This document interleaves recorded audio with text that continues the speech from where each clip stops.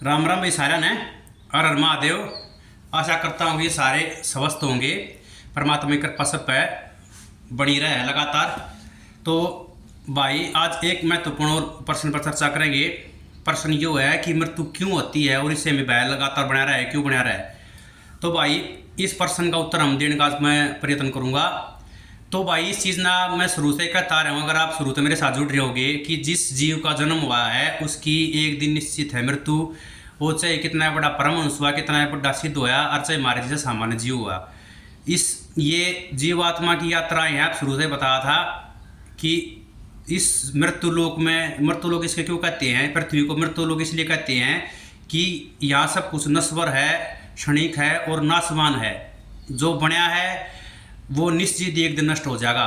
तो यो इस शरीर का है हमारे का। इस शरीर ने देखो पहले हम जन्म ले हैं जब बिल्कुल छोटा हुआ है, यो धीरे धीरे हम युवावस्था को में चले जाए हैं और फिर समय के साथ साथ अब ये जर्जर हो जाए है, इसमें बीमारी लग जाए है और अब बूढ़े हो जाए है और एक दिया जीवात्मा इसने छोड़कर चली जा है। तो इस चीज़ ने आप चिंतन करने की बार बार कति भी जरूरत ना है, या सच्चाई है, सर्वभौमिक सत्य है। आप देखना करें कि मारते पहले भी कितने बड़े बड़े महापुरुष हो लिए, सिद्ध हो लिए, वे भी इस दुनिया में आए और अपना जितना समय था उनकी है परमात्मा ने सबको दिया है उतना अपना पूरा करके और इस शरीर ने छोड़ कर चले गए। या तो है सच्चाई, जिसका जन्म हुआ उसकी मृत्यु निश्चित है। तो भाई मृत्यु क्यों होती है, इसका यो है कि अपने कर्मा के अनुसार इस जीवात्मा की गतियाँ होती हैं। जिसने जितना मतलब सत्कर्म करे हैं तो उस अनुसार वो स्वर्गलोक को या किसी अच्छे लोक को न भोग कर दोबारा इस मृत्यु लोक में अपने कर्मा के अनुसार अपने जो उसने कर्म करे हैं उस वो संचित होते रहे लगातार। मैं आपको बताऊं था उसके अनुसार जीवात्मा ने मनुष्य की योनि, पशु की या जड़ जो वृक्ष वगैरह उनकी मिला है उसके कर्मा के अनुसार। और जितने समय के लिए परमात्मा ने निर्धारित कर दिया उतने समय तक वो जीवात्मा उस शरीर में रहेगी। और ये पंच महाभूतात बना हुआ शरीर है। फिर जब उसका समय हो जाएगा वो किससे ने निबेरा, हमने निबेरा कद है, लेकिन जिस दिन हमारा जन्म हो है उस दिन मृत्यु निश्चित हो जाए। हम इसके बारे में अबोध है, नहीं जानते। हम इस भ्रम में जिए जा है। अब भाई रोज़ देखा है भाई आज फलाना गुजर गया, आज ढकड़ा गुजर गया, देखते रहे इस चीज़ ने, लेकिन अपने मन में हम अनुमान के बैठे रहे हैं कि हमारा नंबर कद देना आवा है। लेकिन भाई हमारा एक एक सांस के लिए जीवन कम होना गया है, एक एक क्षण के साथ बीतना गया है। जो क्षण बीत गया वो दोबारा वापस नहीं आओगा। हम भी मृत्यु की तरफ ही बढ़ना गए हैं धीरे धीरे, या एक सच्चाई है। लेकिन इसमें डरने की ज़रूरत ना है बिल्कुल भी भाई, क्योंकि वो हमारा ज्ञान है जिसके कारण हमें भय लगा है। क्योंकि भगवान कृष्ण ने कहा है कि हम ये कई बार ये सोचे हैं अब भाई हमने इतने बढ़िया कर्म करे हैं या वो करें हमारे साथ ये बुरा हो रहा है वो बुरा हो रहा है। लेकिन भाई भगवान कृष्ण की तम कहा कि मैं प्रत्येक प्राणी के प्रत्येक क्षण के प्रत्येक कर्म को जानता हूँ। तो ये कर्म भी इकट्ठे ना हो रही, ये लगातार जीवात्मा की जो यात्रा है उसमें ये जो हमारा कर्म हम करे हैं ये सारे संचित होते रहे हैं, उसके परिणाम स्वरूप सारी चीज़ हमने मिला है। और तो यह था भाई सच्चाई होगी कि जो ये पंचमहाभूत का शरीर है ये एक दिन नष्ट हो जाएगा और यह जीवात्मा इसने छोड़कर दूसरे शरीर में प्रवेश कर जाएगी। भगवान ने गीता में भी कहा है जिस प्रकार हम पुराने फटे वस्त्रों को त्याग कर नए वस्त्रों को धारण करते हैं उसी प्रकार जीवात्मा इस पुराने शरीर को छोड़कर नए शरीर में प्रवेश कर जाती है। तो पुराने फटे वस्त्र मतलब क्या है, उसका मतलब ये है जब ये शरीर बूढ़ा जर्जर हो जाएगा, इसकी समय सीमा समाप्त हो जाएगी, तो ये पंच महाभूतात बना और शरीर है उन्हीं पंच महाभूता में मिल जाएगा। अग्नि, वायु, आकाश, जल, आपने ये 4-5 जो है ये तत्व हैं इन तय मिलकर बना हुआ है और ये सारी चीज़ उन्हीं में विलीन, और पृथ्वी तत्व जो सारा है उनमें विलीन हो जाएगी एक दिन, या जीवात्मा इस शरीर में छोड़कर चली जाएगी। तो इस बात ने मतलब आप सच्चाई मानो आगे ये शरीर क्षणिक है। जैसे कई जगह पर भी होगा कि पानी का जो बुलबुला है वो कुछ समय के लिए पानी में आवर फिर भटक जाए, न्यू या जीवात्मा एक निश्चित समय के लिए शरीर में आई है। याद रही भाई मतलब मृत्यु की बात है, मृत्यु तो भाई निश्चित या तो होगी, कोई भी अमर ना आई सृष्टि में। दूसरी बात इससे भय लाग गया है। भय लागण का मुख्य कारण हमारा अज्ञान है, और ये अज्ञान एक जन्म इकट्ठा ना हो रहा, जन्म जन्मांतर तय हमारे भीतर यह चीज़ बैठ रही है, घर कर रही है, इसने अपने शरीर ने वास्तविक मान रहे हैं। मैंने कई बार उदाहरण देकर भी समझा लिया कि कई बार हम कितने कोई एक्सपायर और जा रहे हों, तो जब उसका जो देह है शरीर है उड़े पड़ा रहे, जमीन पे लटाए रहे उसने, और फिर भी नु कहे भाई वो तो चला गया, वो तो गुजर गया।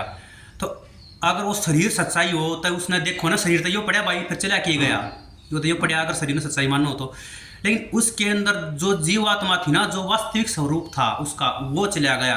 वो जीवात्मा ही वास्तविक स्वरूप है, और वो नाशवान है, नित्य है, शाश्वत है, और ये परमात्मा का अंश है, उसका कभी भी नाश हो ही नहीं सकता। तो जो हमारा वास्तविक स्वरूप है उसकी तो मृत्यु कभी होती नहीं। तो एक दृष्टि से देखा जा तो मृत्यु एक छलावा मात्र है, वो कभी किसी की, कभी जीव की मृत्यु होती ही नहीं। अगर वो अपनी वास्तविकता न जान जाएगा, आत्म साक्षात्कार कर लेगा, जो अपने स्वयं को जान जाएगा कि मैं जीवात्मा हूँ और परमात्मा का अंश है, वो शाश्वत तत्व है, वही सत्य है। और सत्य कभी नष्ट नहीं होता, सत्य का कभी नाश नहीं होता। नाश केवल इस पंचमहाभूता से शरीर बने हुए शरीर का होता है। दुख जो भय का हमारा कारण है वो इस शरीर के साथ हमारा मोह है, क्योंकि जीवात्मा इतने वर्ष से इस शरीर में, इस पंचमहाभूता से बने हुए शरीर में रहती आ रही है, तो इस तय हमारा मोह हो गया है इस शरीर तय।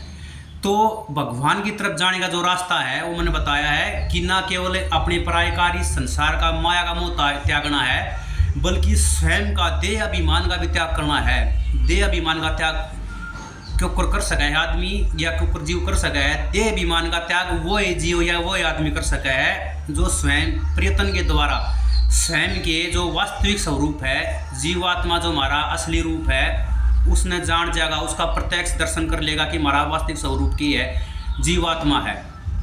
जो चीज़ ने मन तक मान जाएगा तो वो आदमी कदे भय नहीं लगेगा, उसने कदे डर नहीं लगेगा मरण तय। क्यों वो इस चीज़ में समझ जाएगा कि जो वास्तविक स्वरूप जीवात्मा है उसकी कोई मृत्यु होती नहीं।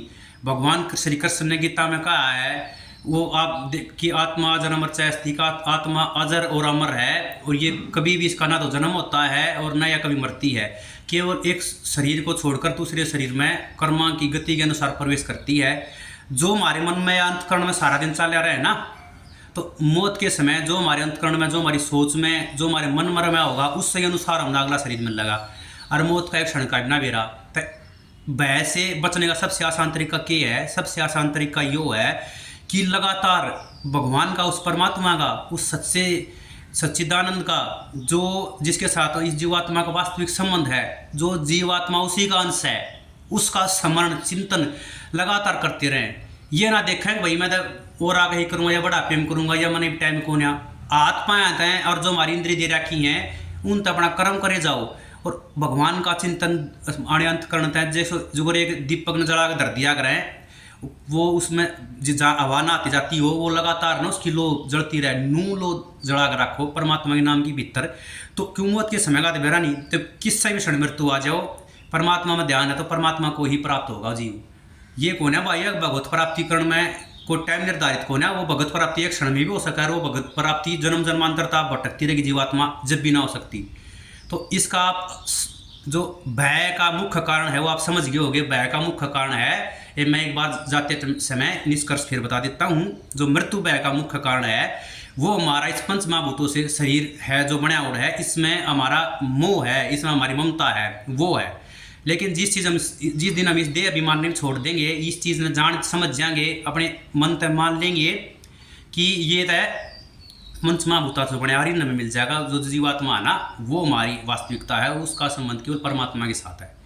तो भाई जो ये प्रश्न था, मैं इसका उत्तर देने में सफल कहाँ तक रहा, कमेंट कर जरूर बताएं। और भी किसी भाई का कोई प्रश्न हो तो वो इस चीज़ ने कमेंट करके बता, मैं उसने उत्तर देने का प्रयत्न जरूर करूँगा। तो भाई आपसे फिर वही विनती है, आप इंस्टाग्राम और फेसबुक पर देख रहे हैं तो पेज को फॉलो करें, और अगर यूट्यूब पर देख रहे हो तो चैनल को सब्सक्राइब करें, उसको शेयर भी करो भाई, ताकि सब इस चीज़ में जान जाए कि नश्वर संसार तक निकलने का एकमात्र उपाय परमात्मा की शरणागति ही है। आज की प्रवचन संहिता की अध्याय में इतना ही। एक और नए अध्याय फिर मुलाकात होगी आप तय। तब तक भगवान देवादि महादेव की सब पर कृपा बनी रहे। इसी मंगल कामना के साथ जय श्री राम, हर हर महादेव भाई।